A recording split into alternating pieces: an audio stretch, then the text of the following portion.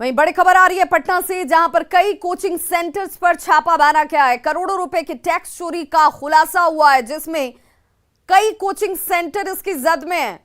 कई coaching centre पर छापेमारी की जा रही है।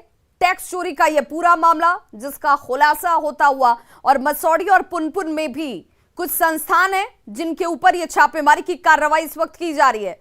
आपको बताते चलें, सेना, पुलिस, रेलवे और बैंकिंग की ये तैयारियां तमाम कोचिंग सेंटर कराते रहे, लेकिन टैक्स चोरी, राजस्व का एक बड़ा नुकसान टैक्स चोरी के तौर पर इन संस्थानों की तरफ से किया जा रहा था। अब इस खुलासे के साथ भी छापेमारी को अंजाम दिया जा रहा है। और संवाददाता संजय हमारे साथ इस वक्त फोन लाइन पर ज्यादा जानकारी के साथ जुड़ गए हैं पटना से। संजय, इन कोचिंग सेंटर्स की मुश्किलें दो तरीके से इस वक्त बढ़ती हुई नजर आ रही हैं। हो हंगामे में भी कोचिंग सेंटर का नाम सामने आ रहा था जिस पर कार्रवाई की जा रही है, और अब टैक्स चोरी का भी मामला दिख रहा है। जी बिल्कुल, देखिए अग्निपथ जो योजना है, इसके विरोध में जब बिहार में आंदोलन शुरू हुआ, जब इस पूरे मामले की जांच शुरू की गई और जो एविडेंस सामने आया उससे यह तय हो गया था और आधिकारिक बयान भी आया।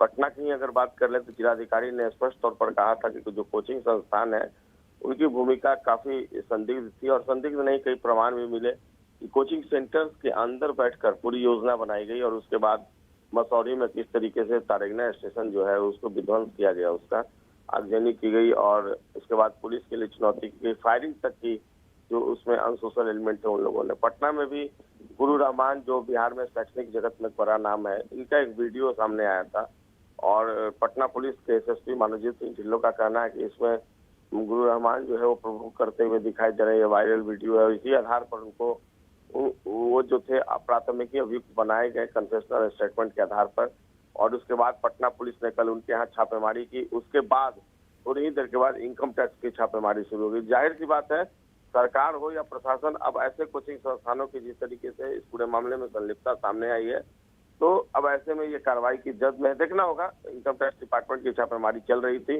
क्या कुछ निकल चुकी, काफी संख्या में जो दस्तावेज हैं वो कागजी दस्तावेज जब्त करके इनकम टैक्स डिपार्टमेंट की टीम ले गई है, और इसके बाद से क्या कुछ निकल कर सामने आता है इस पर नजर बनी हुई है। लेकिन निश्चित तौर पर कोचिंग संस्थानों की भूमिका को लेकर एक बड़ा सवाल खड़ा हो गया। विवा, चलिए, बहुत बहुत शुक्रिया संजय तमाम जानकारी के लिए।